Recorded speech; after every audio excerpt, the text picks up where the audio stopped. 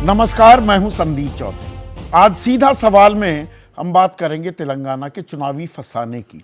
जी हां, तेलंगाना की 5 राज्यों में चुनाव हो रहे हैं, 3 में मुकम्मल भी हो चुके हैं। कल 119 सीटों पर तेलंगाना वासी अपने मत का इजहार करेंगे, यानी कि ईवीएम का बटन दबाएंगे। और हम दिल्ली में बैठे तथाकथित नेशनल मीडिया, हमारी निगाहें सिर्फ और सिर्फ राजस्थान, मध्य प्रदेश और छत्तीसगढ़ पर ही टिकी हुई थी कि यहां पर कौन किसका पलड़ा भारी, राजस्थान में ऊंट किस करवट बैठेगा, शिवराज आगे या कमलनाथ, भूपेश बघेल क्या दोबारा सत्ता पर काबिज हो पाएंगे या नहीं। इसी का गणित हम फैला रहे थे कई हफ्तों से। अब ऐसा नहीं है कि यहां रोचक नहीं थी या दिलचस्प नहीं थी चुनावी लड़ाई, लेकिन कहीं ना कहीं हमारे रडार से बादलों में कहीं छिप गया तेलंगाना, हम कैच ही नहीं कर पाए। तेलंगाना में ये राजनीति का ऊंट कई करवट बदलता दिखा है। दरअसल पिछले कुछ महीनों की मैं बात कर रहा हूं। और वो कैसे? 3 से 4 महीने पहले तेलंगाना में चर्चा ये थी कि भाई KCR will he do an MGR. जब से तेलंगाना बना है 2014 में, दोनों बार जो चुनाव हुए जीते केसीआर, तो क्या वो सत्ता की हैट्रिक लगा देंगे जो दक्षिण भारत में केवल एमजी रामचंद्रन कर पाए, एआईएडीएमके के संस्थापक।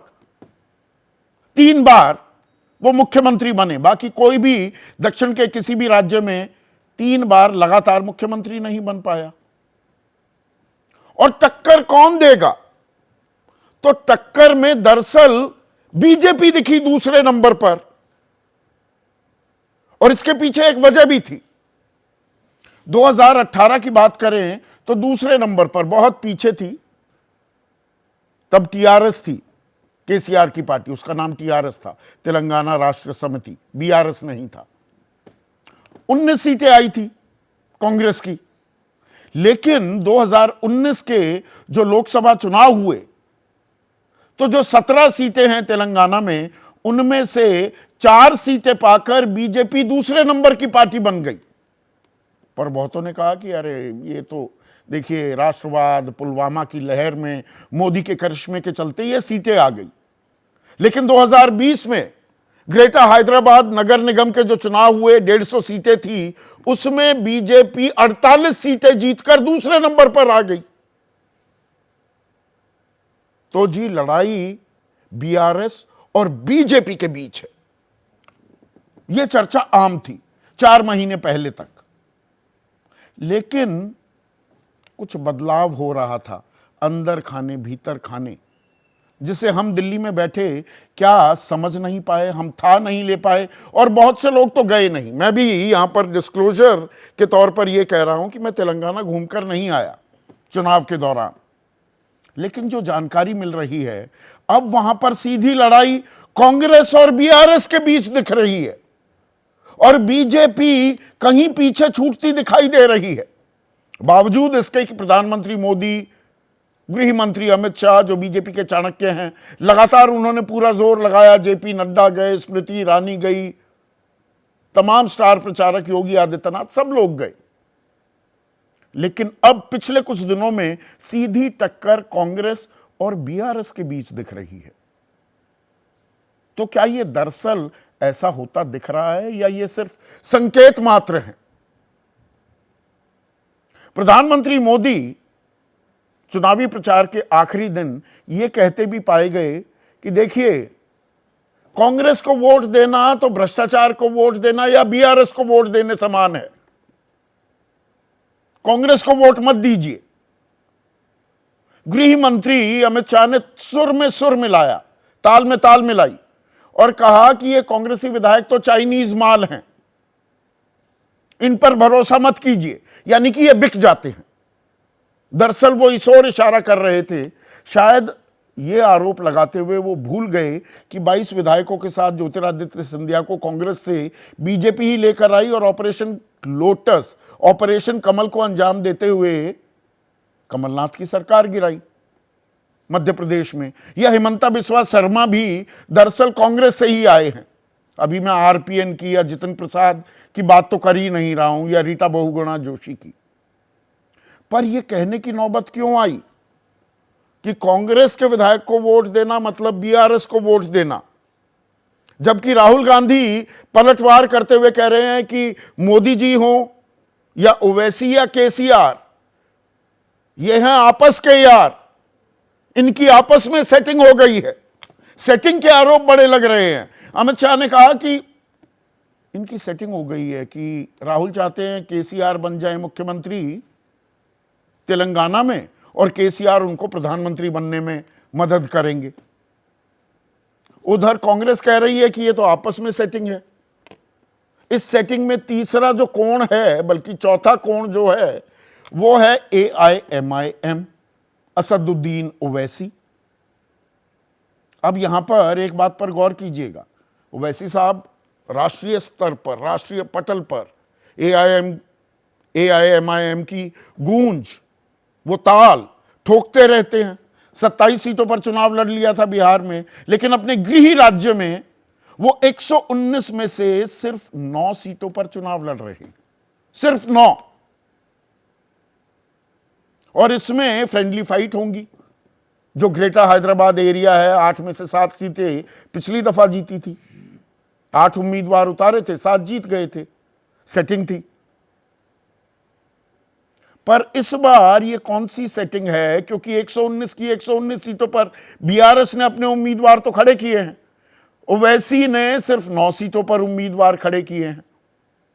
और ये मुस्लिम बहुल इलाका है, कुल मिलाकर 13% मुसलमान हैं। तेलंगाना में 40 सीटों पर वो जीत और हार का फैसला करने में अहम भूमिका निभाते हैं।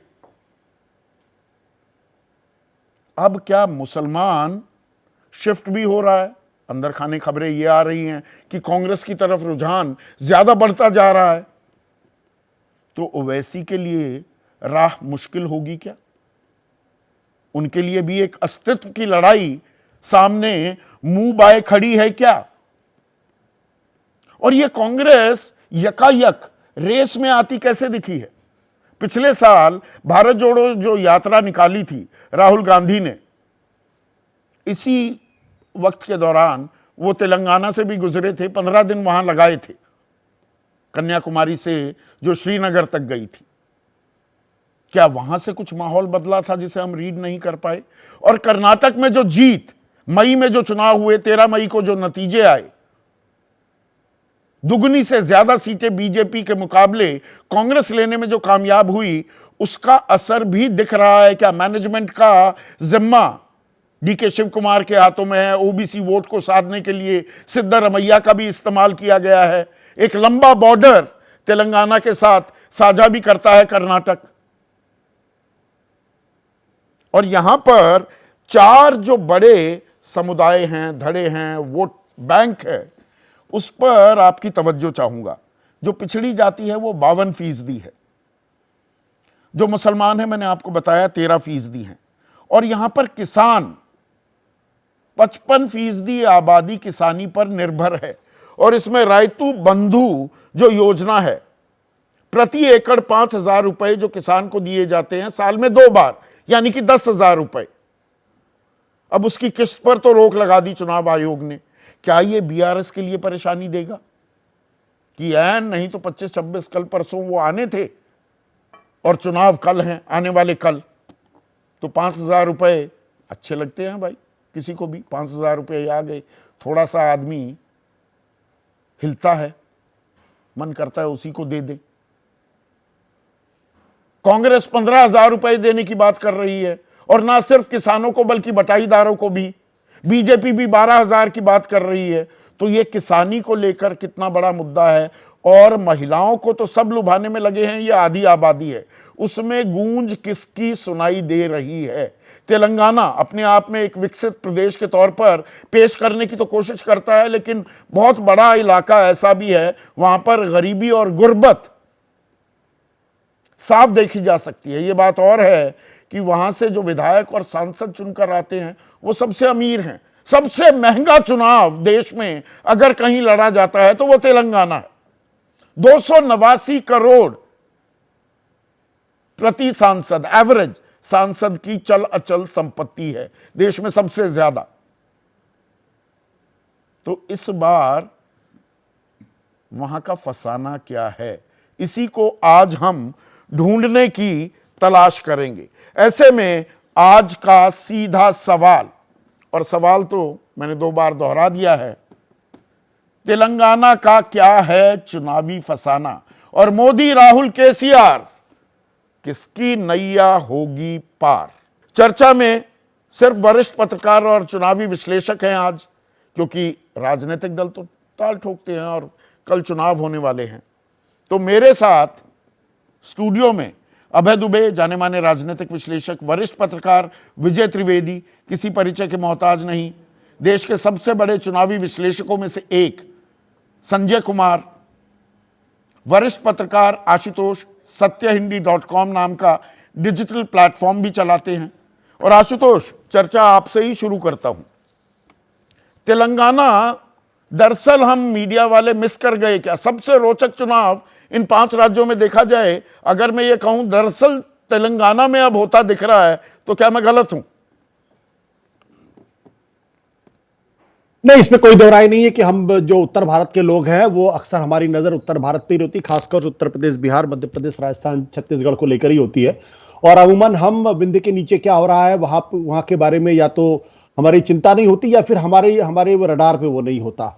तो इसमें कोई दो राय नहीं है कि निश्चित तौर पर तेलंगाना को हम सब लोगों ने मिस किया है। और आखिरी समय में अब चूंकि अगर अभी भी एक ही दिन में चुनाव हो रहे होते तब भी हम शायद तेलंगाना की उतनी चर्चा नहीं कर रहे होते। चूंकि तेलंगाना की चर्चा इसलिए कर रहे हैं क्योंकि राजस्थान के बाद उत्तर भारत के तमाम राज्यों के चुनाव के बाद अब 5 दिन के बाद पोलिंग हो रही, इसलिए हम उसकी चर्चा कर रहे हैं। इसमें कोई दो राय नहीं। मेरी नजर में जो कुछ भी इस वक्त तेलंगाना से खबर आ रही है, इस पूरे 5 राज्यों के चुनाव में जो सबसे बड़ी खबर निकल कर आ रही है वो ये है कि किस तरीके से कांग्रेस पार्टी तेलंगाना के अंदर एक नए सिरे से उठ खड़ी हुई है। कांग्रेस पार्टी जीतेगी हारेगी ये मेरे लिए उतना इंपॉर्टेंट नहीं है। महत्वपूर्ण बात यह कि जिस पार्टी को आज से 4 महीने पहले, 5 महीने पहले पूरी तरीके से राइट ऑफ कर दिया गया था और यह कहा जा रहा था कि दरअसल तेलंगाना के अंदर तो भारतीय जनता पार्टी जो है वो कांग्रेस को पूरी तरीके से रिप्लेस कर देगी और कहीं ना कहीं तेलंगाना के अंदर वही देखने को मिलेगा जो बंगाल में हुआ कि जहां भारतीय जनता पार्टी के रिसर्जेंस ने कांग्रेस और सीपीएम को पूरी तरीके से हाशिए पर डाल दिया, बल्कि खत्म कर दिया। तो जहां इस तरीके की चर्चा चल रही थी वहां पर कांग्रेस पार्टी अचानक पिछले 4 महीने के अंदर खड़ी हो जाए और न केवल बीआरएस को जबरदस्त टक्कर देती हुई दिखाई पड़े, साथ ही साथ ये भी अगर ओपिनियन पोल्स, जो कई ओपिनियन पोल इस बारे में बड़ी मजबूती के साथ कह रहे हैं कि कांग्रेस पार्टी वहां सरकार भी बना सकती है और ठीक ठाक मार्जिन से सरकार बना सकती, तो मेरी नजर में यह अपने आप में इस पूरे विधानसभा के चुनाव की सबसे बड़ी खबर है। भले ही कांग्रेस पार्टी उत्तर भारत में जीत जाए, एक अलग तरीके का सवाल होगा।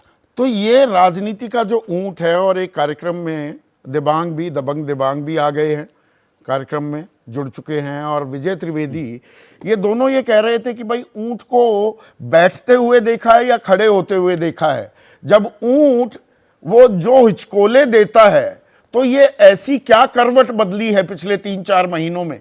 क्या बदला जो हम दिल्ली में बैठे मिस आउट कर गए? आशुतोष, देखिए, मुझे लगता है कि 3-4 चीजें हुई है तेलंगाना के अंदर। और अक्सर क्या होता है कि हम लोग भारतीय जनता पार्टी के प्रचार तंत्र के इतने बड़े बंदी बन जाते हैं कि हमें कुछ चीजें दिखाई नहीं पड़ती या हम कुछ चीजें देखना नहीं चाहते हैं। जो कर्नाटक के अंदर हुआ और जो तेलंगाना के अंदर हुआ, उसका सबसे बड़ा कारण अगर कुछ था तो राहुल गांधी की भारत जोड़ो यात्रा थी।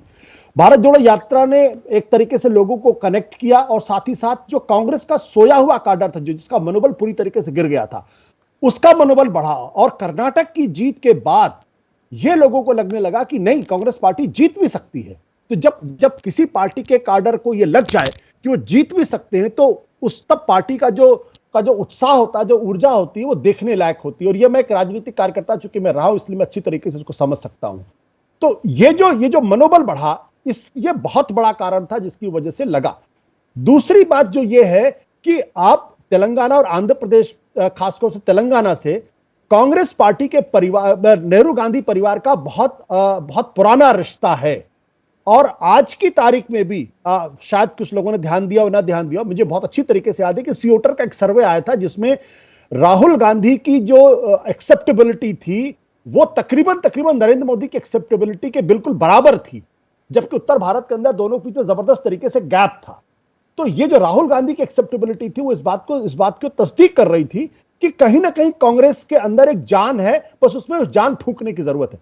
दूसरी बात जो सबसे ज्यादा नुकसानदेह साबित हुई भारतीय जनता पार्टी के लिए, वो ये परसेप्शन क्रिएट करना, या कांग्रेस ने परसेप्शन क्रिएट किया कि बीआरएस और बीजेपी के बीच में एक अंदरूनी साठगांठ है। यही कारण है कि वो के कविता को, जो केसीआर की बेटी, उनको गिरफ्तार नहीं किया जा रहा है, और यही कारण है कि बंडी संजय को आखिरी समय में भारतीय जनता पार्टी ने अध्यक्ष पद से हटा के एक ऐसे शख्स को वहां पे अध्यक्ष बना दिया जो सॉफ्ट माने जाते थे। तो यह परसेप्शन क्रिएट होना कि बीआरएस और बीजेपी वो साथ साथ चुनाव लड़ रहे हैं, तो जो अपोजिशन का स्पेस था वो अपोजिशन का स्पेस पूरी तरीके से कांग्रेस के साथ आ गया। तीसरी बात जो महत्वपूर्ण है कि 10 साल के एंटी इनकम्बेंसी, दुनिया में कोई भी सरकार हो वो एक एंटी इनकम्बेंसी बन जाती है, और अगर उसको कोई राजनीतिक दल विपक्ष का अगर वो चतुराई के साथ उसको एनकैश कर सकता है तो उसका फायदा होता है। कांग्रेस पार्टी ने यहां पे एक और चतुराई का काम किया। रेवंत रेड्डी को, जो 52 साल के हैं, एक एग्रेसिव है, वो एब्रेसिव भी हो सकते हैं, विवादास्पद नेता, उसको कमान सौंपी। बिल्कुल। और ये देखिए, जो दिल्ली के अंदर जो आम आदमी पार्टी की जो छवि बनी, उसका एक बहुत बड़ा कारण ये था कि तमाम विवादों के बावजूद भी अरविंद केजरीवाल कंसिस्टेंटली वो बीजेपी और कांग्रेस पर अटैक कर रहे थे। तो जो कंसिस्टेंसी के साथ रेवंत रेड्डी ने जो लगातार केसीआर पर बिना उनकी आंखों में आंखें डाल करके जो अटैक किया है, उसका भी असर राजनीति के अंदर होता है, और वो साफ इस वक्त दिखाई पड़ रहा है। और चौथी बात जो ये है कि कहीं ना कहीं जो मुस्लिम तबका है, जो अखिल भारतीय स्तर पर आज कांग्रेस की तरफ आता हुआ दिखाई पड़ रहा है, उसका भी असर वहां पे है, क्योंकि 13% मुस्लिम और तकरीबन 3 या 4% जो क्रिश्चियन आबादी है।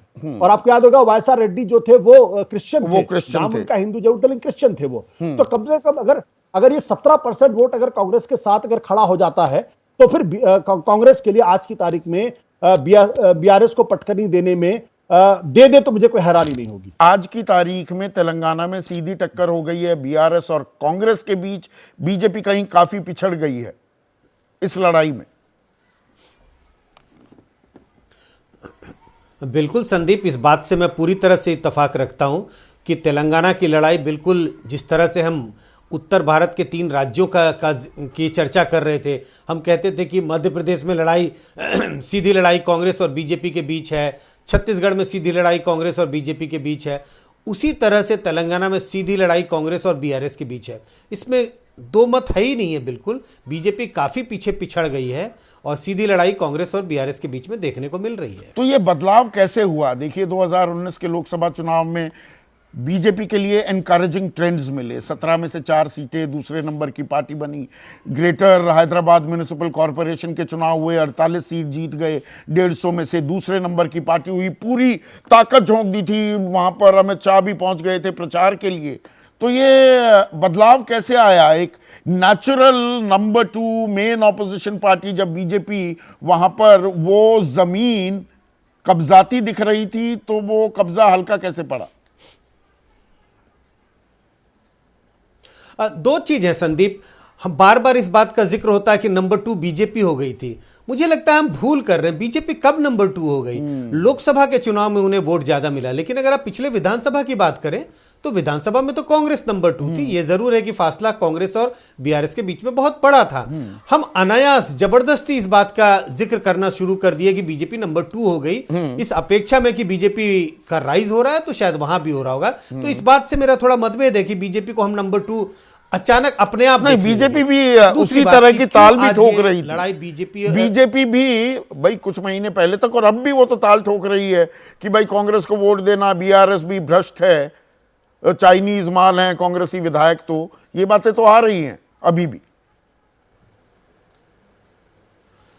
नहीं, ताल ठोकने का तो अधिकार सारी पार्टियों को है। ताल तो बीएसपी भी ठोक रही है कि राजस्थान में वो सरकार बना सकती है या मध्य प्रदेश में सरकार बना सकती है।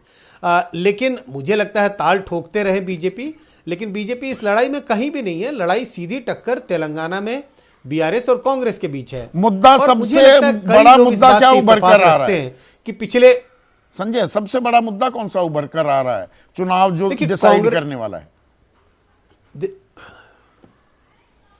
कांग्रेस ने भ्रष्टाचार के मुद्दे को काफी पुरजोर तरीके से उजागर किया है और जनता के बीच में इसकी पैठ बन रही है।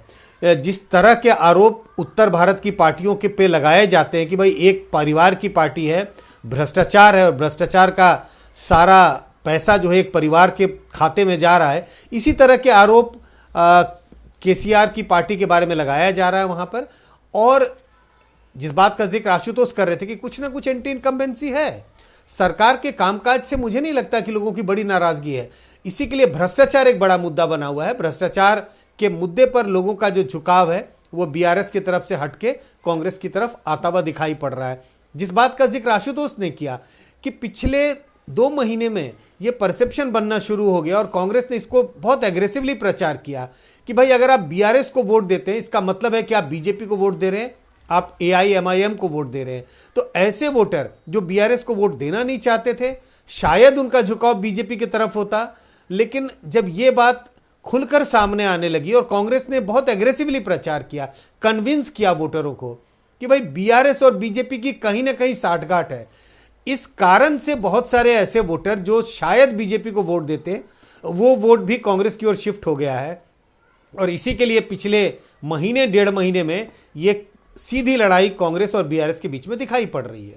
विजय, यहां पर कर्नाटक की भी अगर हम बात करें, देखिए 52% पिछड़ी जाति जो आबादी है, 3 करोड़ 26 लाख के करीब जो वोटर्स हैं, 52% पिछड़ी जाति से आते हैं।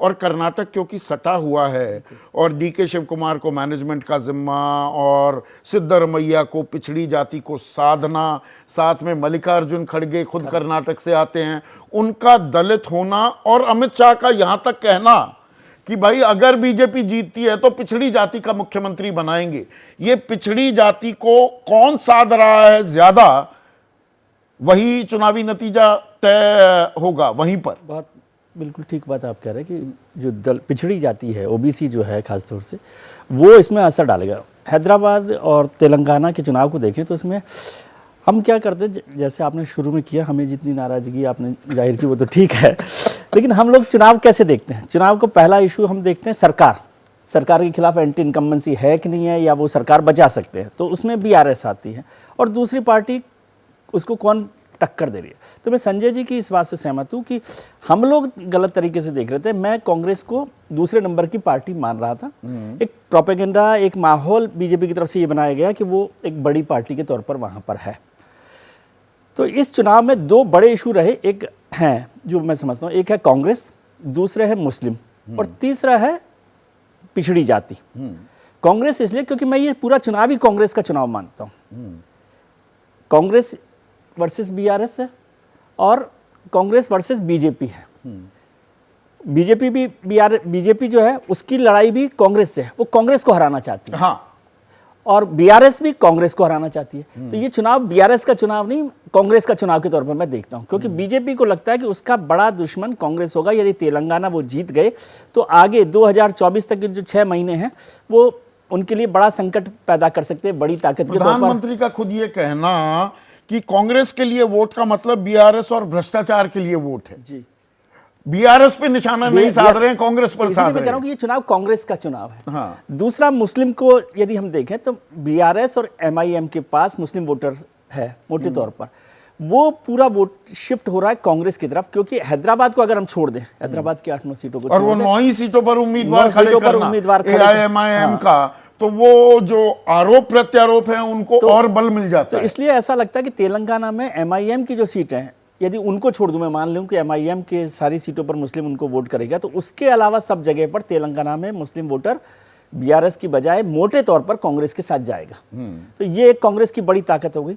तीसरी ताकत जो पिछड़े वाला आपने जिक्र किया, वो कर्नाटक से सीधा होता हुआ आता है। एक तो कर्नाटक की जीत से ही कांग्रेस को ताकत मिली, फिर खरगे साहब की ताकत वहां पर जुड़ गई, और दलित जो है और पिछड़ा जो है वो उसकी एक ताकत बनकर आया। खरगे साहब भी उसमें और बड़ी सटे हुए राज्य हैं। सटे हुए राज्य हैं। हाँ। पूरा का पूरा हैदराबाद, ये थोड़ा कि कर्नाटका लाइन जिसको खींच बोलते दी हैं। तो मानसिकता पहले तो बदल हम जाएगी। हैदराबाद, हाँ वो तो लाइन खींच दी गई है ना, तो हैदराबाद कर्नाटका जिसको हम पहले बोलते थे, कल्याण कर्नाटका आजकल बोलते हैं, तो वो पूरा असर दिखाई दे रहा है। तो इस इलेक्शन को यदि हम कांग्रेस के नजरिए से देखेंगे तो हम इसको ज़्यादा बेहतर तरीके से समझ पाएंगे, क्योंकि यहाँ पर दोनों बड़ी पार्टियां बीआरएस और बीजेपी कांग्रेस को हराना चाहती है। यहाँ अभी लड़ाई बीआरएस को हराने की नहीं हो रही है, कांग्रेस को हराने की हो रही है। अब कांग्रेस को कौन ज़्यादा ताकत से हरा सकता है, वो इस चुनाव को ज़्यादा बेहतर तरीके से तय कर पाएगा। और उसमें पिछड़ी जाति के लोग, मुसलमान, दोनों लोग, मुस्लिम वोटर आपने पिछड़ी जाति की बात की, मुसलमान का भी जिक्र किया। बांग जो ये मुस्लिम वोट बैंक है, 13% मुस्लिम वोट बैंक, 40 सीटों पर अहम भूमिका इनकी होती है। और Asaduddin Owaisi larger than life उनकी इमेज है। भाई 2 MP की पार्टी पर उनकी गूंज किसी भी राष्ट्रीय दल के बराबर की है। और मीडिया प्रेजेंस भी, मतलब 1-1 घंटे का ओवैसी का इंटरव्यू एक आम बात है। पर क्या ये मुस्लिम वोट बैंक शिफ्ट हो रहा है क्या? और जो वो शत्रपों के पास चला गया था 90 के दशक के बाद खासकर, क्या उसमें एक आप चर्निंग देख रहे हैं? और उसकी बानगी क्या हमें साफ तेलंगाना में दिख रही है और ओवैसी के लिए खतरे की घंटी बज रही है क्या? जी हाँ, बिल्कुल। ये आप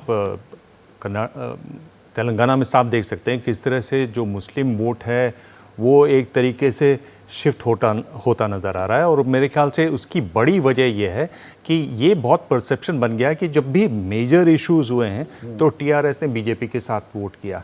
उनकी जो बेटी का जिक्र जो किया जा रहा था, उनकी बेटी यानी मनीष सिसोदिया गिरफ्तार हो जाते हैं, बेटी अभी भी गिरफ्तार नहीं हुई है, तो जी संजय सिंह जेल में चले जाते हैं। तो इसका मतलब अंदरूनी खाने कुछ बातचीत जरूर है। ये जो एक परसेप्शन है इसने बहुत जोर पकड़ा है। और एक ये बात है वहाँ की बीजेपी के जो उभार की बात कि भाई कौन सी ऐसी शक्ति है जो ध्यान रखती है माइनॉरिटी मुस्लिम कम्युनिटी, जो बीजेपी को वहां हरा सकती है। तो अगर ये उसके बगल में बैठे हुए नजर आ रहे हैं बीआरएस वाले, तो वो जाहिर है कांग्रेस ही एक बचती है। और इधर कांग्रेस का जो उभार हुआ है, चाहे वो राहुल गांधी ने जो कोशिश की उसके बाद हुआ, या रेवंत रेड्डी की बात हो रही थी, यानी रेड्डी समुदाय अगर आप देखें तो केवल 5% उनकी आबादी है, लेकिन ज़मीन बहुत है उनके पास, पैसा बहुत है उनके पास, कारोबार वही संभालते हैं। तो बहुत ही इन्फ्लुएंशियल कम्युनिटी है रेड्डीज़ की।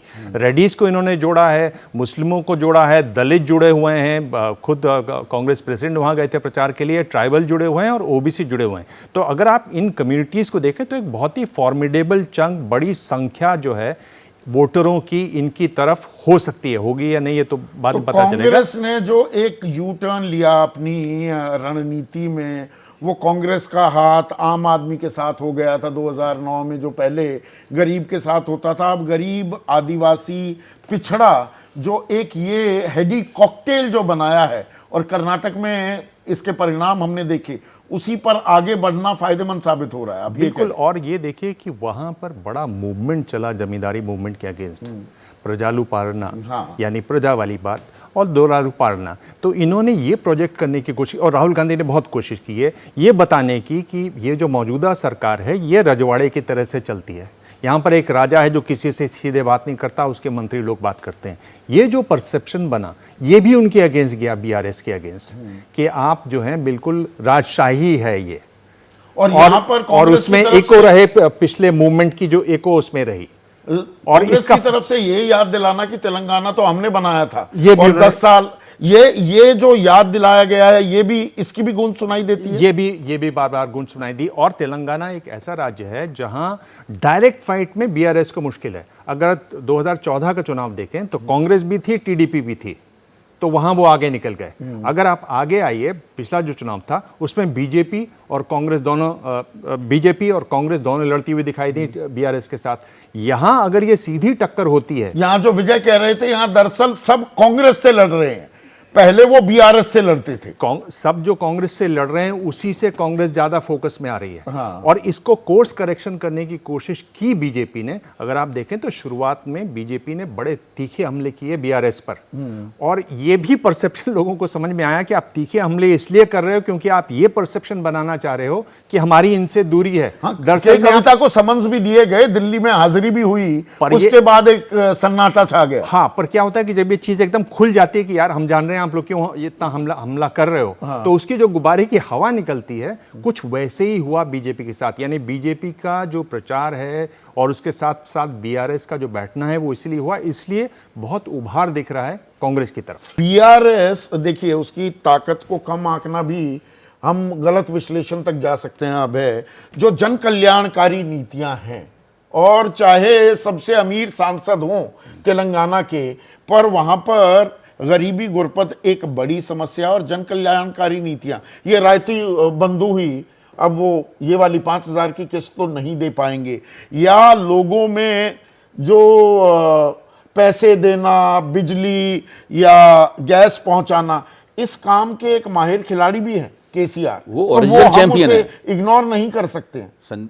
संदीप, जो लाभार्थी योजनाएं हैं, मैं समझता हूं कि नरेंद्र मोदी के साथ में केसीआर उसके ओरिजिनल चैंपियन है। हाँ। उन्होंने जितना किया उसको देख के फिर बाद में बीजू जनता दल ने किया, और उनकी वजह से ये बात फैली, खासतौर से क्षेत्रीय शक्तियों में। लेकिन अब समस्या ये है कि एक हांडी कई बार नहीं चढ़ पाती, उसमें कुछ, मैं काट की नहीं कहूंगा, पॉलिटिक्स की हांडी काट की नहीं होती, थोड़ा मजबूत तत्व की बनी होती है, लेकिन वो कई बार नहीं चढ़ पाती। इन्होंने किया क्या, जब तेलंगाना बना और पहला चुनाव लड़ रहे थे तो उन्होंने वायदा किया कि हम किसी दलित को मुख्यमंत्री बनाएंगे। मुख्यमंत्री खुद बन गए। इस बार दूसरी बार भी मुख्यमंत्री खुद बन गए। इस बार दलितों में इस बात को लेकर बहुत नाराजगी थी, जाहिर है विरोधियों ने भी प्रचार किया होगा, तो लगातार सफाइयां देते रहे। भाजपा ने क्या किया, बंडी संजय कुमार जो कि मुख्य तौर पर पिछड़ी जाति के नेता हैं, उनको भाजपा ने हटाया। अब भाजपा वायदा ये कर रही है कि हम किसी पिछड़े को मुख्यमंत्री बनाएंगे। तो सवाल पूछा जा सकता है कि भाई जब पिछड़े को ही बनाना था तो आपने पिछड़े को अध्यक्ष पद से क्यों हटाया? तो कांग्रेस के लिए फोकस बिल्कुल साफ हो गया, जैसा कि अभी दिमाग ने कहा और अपने अन्य और साथियों ने कहा। मल्लिकार्जुन खड़गे का जी अध्यक्ष बन जाना सोने पर सुहागा हो वो गया। फोकस बिल्कुल साफ हो गया। पिछड़ों के ऊपर फोकस करना है, दलितों पे फोकस करना है, मुसलमानों पे फोकस करना है।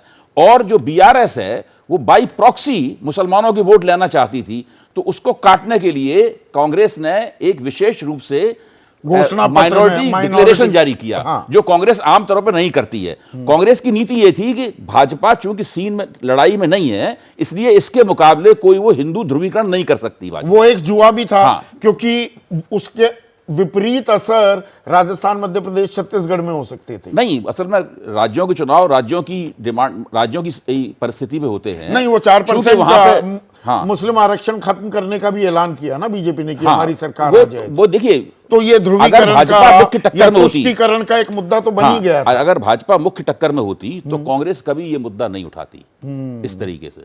कांग्रेस को क्योंकि दूसरी किसी भी प्रदेश में कांग्रेस मुसलमानों के लिए अलग से कोई डिक्लेरेशन नहीं घोषित करती है। तो कांग्रेस की जो चुनावी रणनीति है, मैं समझता हूं बहुत ही बेहतरीन, और स्थानीय परिस्थितियों को खूब ध्यान में रखकर कांग्रेस ने ये किया है, और उसका लाभ कांग्रेस को हो रहा है। अगर कांग्रेस वहां सरकार बना लेती है तो मैं समझता हूं कि छत्तीसगढ़ या मध्य प्रदेश जीतने से भी ज्यादा बड़ा कांग्रेस को फायदा होगा। ये ऐसा क्यों कह रहे हैं? मैं इसलिए कह रहा हूं कि एक क्षेत्रीय शक्ति जिसने कांग्रेस को तकरीबन लड़ाई से पिछले 10 साल से बाहर कर रखा वो था, इंडिया का हिस्सा भी नहीं है। इंडिया का हिस्सा भी नहीं है, वहां कांग्रेस वापसी करती है।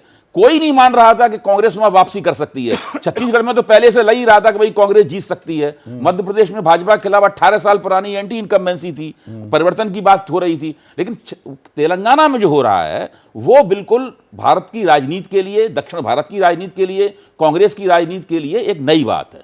आशुतोष, क्या ये इसका इम्पैक्ट, अब वो जो थोड़ा सा टेढ़ा सवाल है और भविष्य के गर्भ में अब झांकने की मैं कोशिश कर रहा हूं, ये 2024 के लिए भी कुछ संकेत देता है? देखिए, अभी मेरा हमेशा मानना रहा है कि एक विधानसभा के चुनाव और दूसरे विधानसभा के चुनाव में जमीन आसमान का फर्क होता है। इसलिए विधानसभा के चुनाव के नतीजे कुछ भी आ जाए, इसके आधार पर राष्ट्रीय चुनाव के बारे में किसी तरीके का आकलन करना है, उसके बारे में कोई प्रेडिक्शन करना, वो ठीक बात नहीं होगी। हाँ, उसका एक असेसमेंट जरूर किया जा सकता है। और इस पूरे चुनाव के अंदर देखिए, अगर इसमें बहुत कुछ निर्भर करता है कि 5 राज्यों के जो चुनाव हो रहे हैं उसमें कांग्रेस पार्टी कितने राज्यों में जीतती। आज की तारीख में पोटेंशियली मैं ये कह रहा हूं, मतलब क्या नतीजा आता क्या नतीजा नहीं आता तो एक अलग तरीके का प्रश्न है, कि कांग्रेस पार्टी छत्तीसगढ़ जीत सकती, तेलंगाना जीत सकती, मध्य प्रदेश जीत सकती है, और राजस्थान के अंदर वो अभी भी फाइट में है। तो अगर ये नतीजे 3-1 के साथ अगर कांग्रेस के पक्ष में आते हैं तो निश्चित तौर पर एक नैरेटिव अखिल भारतीय स्तर पर बनेगा। लेकिन क्या इसकी वजह से 2024 के नतीजे पर जबरदस्त तरीके से कोई प्रभाव पड़ेगा? आज मैं कहने की स्थिति में नहीं। ठीक लेकिन है। एक बात मैं जरूर कहना चाहता हूं, जो तमाम राजनीतिक दलों के लिए बड़ी चिंता का सबब होना चाहिए, और खासतौर पर जो नॉर्थ इंडिया की पॉलिटिकल पार्टीज है, वो ये कि तेलंगाना से जो सबक जा रहा है वो ये कि कांग्रेस पार्टी में एक नई ऊर्जा दिखाई पड़ रही है। और दूसरी बात, जो माइनॉरिटीज हैं ये कांग्रेस की तरफ आ रहे हैं। अगर ये माइनॉरिटीज कहीं उत्तर प्रदेश तक पहुंच गई, अगर ये जहां 18% के आसपास मुस्लिम तबका है, तो फिर बीजेपी के लिए, तो फिर ये न केवल बीजेपी के लिए नुकसान की स्थिति होगी, बल्कि साथ ही साथ जो क्षेत्रीय दल है उनके लिए भी एक नुकसान का सौदा हो सकता है। तो इसलिए अभी कोई भी चीज किसी अंतिम निष्कर्ष तक मैं कोई बात कहूं, मैं अभी फिलहाल अपने आप को रोक रहा हूं, लेकिन इतना जरूर कह सकता हूं कि तेलंगाना की जीत जो अभी अभय जी ने कही थी, मैं उनसे पूरी तरीके से सहमत हूं। वो कांग्रेस के रिवाइवल की स्टोरी होगी।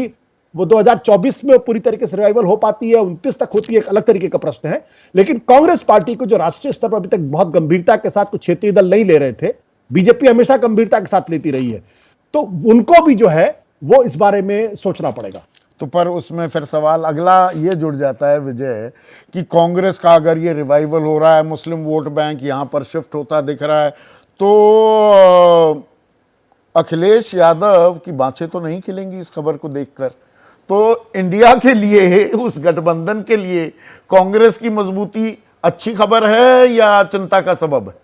चिंता का सबब हो सकता है, लेकिन कांग्रेस इंडिया गठबंधन में मैं समझता हूं जब तक कांग्रेस मजबूत नहीं होगी तब तक उस गठबंधन का ही कोई मायने नहीं है। अखिलेश जी की चिंता समझ में आती है कि अखिलेश की आपने जो अभी इंडिया गठबंधन का बीआरएस के साथ भी जिक्र किया ना, वो भी एक कारण बता सकता हूं मैं कि बीआरएस जो है, केसीआर क्यों नहीं शामिल हुए इंडिया गठबंधन में, क्योंकि वो समझते थे कि विधानसभा चुनावों में उनकी लड़ाई कांग्रेस के साथ है। यदि इंडिया गठबंधन में कांग्रेस और बीआरएस साथ होते तो फिर ये और कंफ्यूजन पैदा होता, इसलिए वो उस समय दूर रहे। अब उत्तर, और इसको जो बात है वो कांग्रेस का रिवाइवल की शुरुआत इसको मैं कहता हूं, लेकिन ये उत्तर प्रदेश में भी ऐसे कैसे रेसिप्रोकेट होगी या ऐसा कैसा निकलेगा, ऐसा नहीं है। वो तो हमने देखा, हाँ, 2018 में राजस्थान, मध्य प्रदेश, छत्तीसगढ़ तीनों कांग्रेस जीती थी दरअसल। नहीं, मुसलमानों के रेफरेंस में भी मैं कह रहा हूं, माइनॉरिटी के रेफरेंस में भी, कि जरूरी नहीं है कि उत्तर प्रदेश का जो माइनॉरिटी है, मुसलमान है, वो कांग्रेस पर भरोसा करे, क्योंकि वो जब तक ये भरोसा नहीं कर लेगा कि अखिलेश जिताएंगे भारतीय जनता पार्टी के खिलाफ या कांग्रेस जिताएगी, ये तय करना है। और उत्तर प्रदेश में कांग्रेस का संगठन आज की तारीख में 0 से बढ़ के 5 हो गया होगा, 10 हो गया होगा, इससे बड़ा नहीं है। और संगठन सबसे ज़्यादा जरूरी चीज़ है। क्या कांग्रेस अगले 6 महीने में वहाँ पर संगठन तैयार कर सकती है? हाँ, उसके लिए तो कोई जादुई छड़ी भी ढूंढनी पड़ेगी। संजय, क्या एक मुद्दों का खाका भी अब इन 5 राज्यों के जो चुनाव हो गए हैं, प्रचार वगैरह थम गया, 3 में तो सब कुछ बक्से में, ईवीएम मशीनों में कैद भी हो गया, कुछ मुद्दों का खाका भी दिख रहा है क्या, कि एक कमंडल की राजनीति, एक मंडल की राजनीति, और उसमें पिछड़े वर्ग के साथ दलितों का भी जुड़ जाना, ये कुछ मुद्दे, कुछ अब वो तस्वीर, वो खाका तैयार होता दिख रहा है क्या 2024 का भी? मुझे लगता है संदीप, कम से कम मुझे तो बहुत साफ पिक्चर, तस्वीर नजर नहीं आ रही है, लेकिन जिन चीजों का आपने जिक्र किया कि ओबीसी के इर्द गिर्द होती हुई राजनीति 2024 में, उसके संकेत मिल रहे हैं। दलितों का राजनीति में एक तरह से एक्टिव रोल प्ले करना, जिन बातों का जिक्र तेलंगाना के मद्देनजर हो रहा है, मध्य प्रदेश, राजस्थान के मद्देनजर हो रहा है, तो ये भी लगने लगा है कि शायद दलितों की राजनीति, हमने पिछले 2014 और 19 के चुनाव में देखा दलितों का वोट किस तरह से बीजेपी की ओर गया, तो शायद उसमें एक रिवर्सल की संभावना भी दिखती है, क्योंकि संकेत ये मिल रहे हैं कि दलितों की जो आस्था थी बीजेपी के से, या उनका जो भरोसा था बीजेपी पे, वो थोड़ा डगमगाने लगा है। तो इन समुदायों में कुछ हलचल दिख रही है, और 2024 में निश्चित रूप से कुछ और हलचल तेज होगी। लेकिन मेरे नजरिए से, कम से कम मेरे चश्मे से, बिल्कुल तस्वीर बिल्कुल साफ अभी नहीं दिखाई पड़ रही है। दिबांग, आपके चश्मे में कुछ साफ दिखाई दे रहा है? चश्मा आप लगाते भी नहीं हैं, आप तो माशाअल्लाह वैसे ही साफ देख सकते हैं। देखिए, 2 बातें मैं कहना चाहता हूँ। एक तो ये जो बात हो रही है कि क्या कांग्रेस का होगा, हम लोग बीजेपी के नजरिए से देखें। हाँ, यानी मैं इसीलिए मुद्दों की बात कर रहा हूँ। जी, बड़ी कोशिश थी कि हम लोग 24 में, चूंकि उत्तर में सीटें घट बढ़ सकती हैं, घट ही सकती हैं, तो हम लोग 24 में दक्षिण का रास्ता खोलें। बड़ा उछाल था कि हम लोग यहाँ पर 4 सीटें जीत गए, 20% वोट ले आए। कर्नाटक में हम लोग 24 और फिर 25 सीट हो गई, यानी 28 130 सीटों में से 29 सीटें हमारे पास हैं। और अब तो हम लोग दक्षिण पहुंचे ही पहुंचे। कर्नाटक चुनाव में करारी हार के बाद जो उनकी उम्मीद नहीं थी उनको, और यहाँ पर जिस तरह से उनकी पकड़ फिसल रही है इस राज्य में, तो एक तरीके से बड़ी चिंता वहाँ भी होगी कि हम लोग अगर इन्हीं सीटों को नहीं बचा पाए तो हम लोग आगे का रास्ता कहाँ से खोलेंगे। तो ये एक मेरे ख्याल से बहुत महत्वपूर्ण बात है बीजेपी की तरफ से। अगर आप कांग्रेस को देखें तो वाकई में उसमें उछाल आपको दिखाई देता है। और ये उछाल एक जो बात कल मैं बात कर रहा था मुख्यमंत्री से, भूपेश बघेल से, देखिए और उन्होंने कितनी सेल्फ प्रमोशन करते हैं। यहां भी बैठकर अपने कार्यक्रम की बात 12 से 2 के बीच भी 4 बार वो इंटरव्यू भी चलवा लिया। वो तो करते ही हैं अच्छा, इसमें कोई शक थोड़ा है। सिर्फ यही शिकायत है कि मेरे से इतने प्रेम के बावजूद इस शो में मेरा प्रोमो नहीं चला। ये और साथ में लानत पर उन्होंने एक बात बड़ी अच्छी कही। मुझे नहीं याद है कि इंटरव्यू में कही या बाद में कही। उन्होंने कहा कि बहुत बार जब मुद्दा बनना होता है जनता साथ देती है। और जनता, उन्होंने कहा कि पहली बार वो भी यहाँ पे तेलंगाना का दौरा करके आए, बोले पहली बार मुझे लग रहा है कि जनता स्वतः मुद्दे बना रही है और स्वतः हम लोग कुछ नहीं कर रहे, जनता कर रही है। जनता कर रही है वाली बात उन्होंने स्वीकार की। और ये जो हम लोग बात कर रहे हैं उसमें उसका अंश भी है। इसमें एक ही राइडर है बीआरएस की तरफ से कि अगर बीजेपी ये क्लेम करती है कि बूथ पर उनका बूथ मैनेजमेंट बहुत अच्छा है, बहुत प्रोफेशनल है, मुझे लगता है उससे कहीं ज़्यादा जो मैनेजमेंट है बूथ का वो बीआरएस करती है। आप उम्मीदवार दर उम्मीदवार और इसको इग्नोर नहीं कर सकते क्योंकि चुनाव वाले दिन वो जो बूथ मैनेजमेंट है वो बहुत असर करेगा। और तमाम कोशिशों के बावजूद तो एक तरीके से ये देखिए कि शायद चाह भी है और कांग्रेस में कुछ उबार भी है और जनता भी कुछ इस तरह है, पर क्या बूथ मैनेजमेंट वाले दिन कर पाएंगे, वहां ले जाकर ये सुई अटकती है। अब हमने मंडल कम मंडल की, पिछड़ों की, दलित की राजनीति की बात की, पर एक चीज जो प्रधानमंत्री नरेंद्र मोदी के लिए एक्स फैक्टर रही है वो है लाभार्थी वर्ग जो क्रिएट कर दिया उन्होंने। पर अब इस लाभार्थी वर्ग को लेकर प्रधानमंत्री पिछले साल 16 जुलाई से कह रहे हैं कि भाई ये रेवड़ियां बांटना बंद करो, देश की अर्थव्यवस्था बैठ जाएगी, बट्टा बैठ जाएगा, कर्ज लेकर घी मत पियो।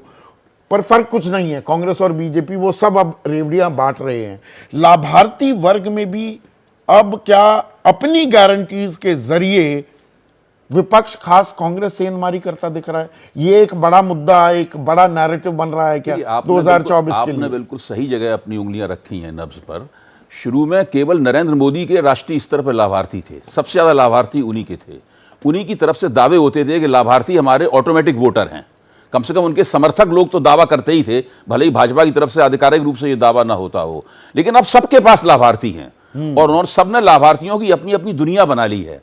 लाभार्थी एक दूसरे को कैंसिल कर रहे हैं। मतलब ऐसा नहीं है कि अब लाभार्थियों की वजह से कोई जीत जाएगा। जीत हार की वजह अब दूसरी हो गई हैं। लाभार्थी केवल उसमें थोड़ा सा योगदान कर सकते हैं, मतलब वैल्यू एडिशन कर सकते हैं लाभार्थी, ये तो कर सकते हैं। तो अब इसमें जो अभी दिवांग कह रहे थे, मैं थोड़ा वहां आना चाहता हूं। मैं ये मानता हूं कि कांग्रेस का जो उभार हुआ है और भारत राष्ट्र समिति संकट में महसूस कर रही है अपने आप को, लेकिन इसका मतलब हमें ये नहीं निकालना चाहिए कि कांग्रेस आसानी से जीत जाएगी। वहां बहुत जबरदस्त टक्कर होगी। अगर सेफोलॉजी की भाषा में कहें तो हम कहेंगे तेलंगाना में चुनाव फंसा हुआ है, टू क्लोज टू कॉल। हाँ, चुनाव फंसा हुआ है। इसमें कांग्रेस भी आगे निकल सकती है और वो हैट्रिक भी मार सकते हैं। और तीसरी एक और छोटी सी बात कह दूं कि टेम्पलेट सारे हिंदुस्तान में बिल्कुल साफ है। भले ही अभी हम लोग कोई निर्णायक बात ना कह पाए, वो टेम्पलेट वही है जो कर्नाटक के चुनाव में बना था। कन्नड़ भाषा में इसको अहिंदा कहते हैं। मुसलमान, दलित और पिछड़े, ये टेम्पलेट विपक्ष बनाने की कोशिश कर रहा है। भाजपा कई तरीके से इस टेम्पलेट को बिगाड़ने की कोशिश कर रही है। तो जातीय समीकरण भी हैं और लाभार्थी और कुछ मुद्दे भी साफ होते दिख रहे हैं। 15 सेकंड में प्लीज। 15 सेकंड में कहना चाहता हूं। एक तो ये कि फंसा नहीं हुआ है, बहुत ज्यादा फंसा हुआ है। दूसरी बात ये कि लाभार्थी जो योजना है वो कैसे आगे नहीं चल पाती ये दिख रहा है तेलंगाना में। यानी बहुत सारे लोग एड्स पेशेंट के लिए वहां पर है, टोडी टैपर्स के लिए है, फिलेरिया के पेशेंट, इसके बावजूद बहुत सारे लोग छूटे हुए हैं उस सेफ्टी नेट ये से। दिल मांगे मोर भी हाँ, है और बहुत सारे सवाल भी उठते हैं। नहीं, और उसमें प्रॉब्लम ये है कि आप पैसा इनमें लगा देते हैं, आप एम्प्लॉयमेंट जनरेट नहीं कर पा रहे हैं। यानी आप कहीं ना कहीं वो सीमा उसकी है और उसमें क्योंकि आपके पास पैसा नहीं है तो इसकी भी एक सीमा है, ये भी हांडी ऐसी है जो बार बार नहीं चढ़ेगी। तो डिमांडिंग हो गया है वोटर, और डिमांड क्यों ना करे भाई, आप जनता जनार्दन हैं। तो ये तो थी तेलंगाना के चुनावी फसाने की बात हो रही है तेलंगाना के चुनावी फसाने की, और आपकी ढेरों राय हमें मिल रही है। शैलेश कुमार रवि हैं, झारखंड यानी कि धनबाद के रहने वाले हैं। बीजेपी, बीआरएस और ओवैसी मिलकर कांग्रेस को हराना चाहते हैं, उनका यह मानना है। जबकि अभय जैन नवी मुंबई वासी हैं, वो कहते हैं तेलंगाना में बीजेपी की नैया पार होगी, बीजेपी की बाँछें खिली होंगी ये सुनकर। और मांगीलाल सोलंकी बाड़मेर राजस्थान के हैं, वो कहते हैं भारत जोड़ो यात्रा का प्रभाव बैकवर्ड के साथ कांग्रेस की नैया पार। दरअसल असल नतीजे तो 3 तारीख को मिलेंगे, लेकिन कल हमारा एग्जिट पोल देखना मत भूलिए, शाम 4 बजे से लगातार। नमस्कार।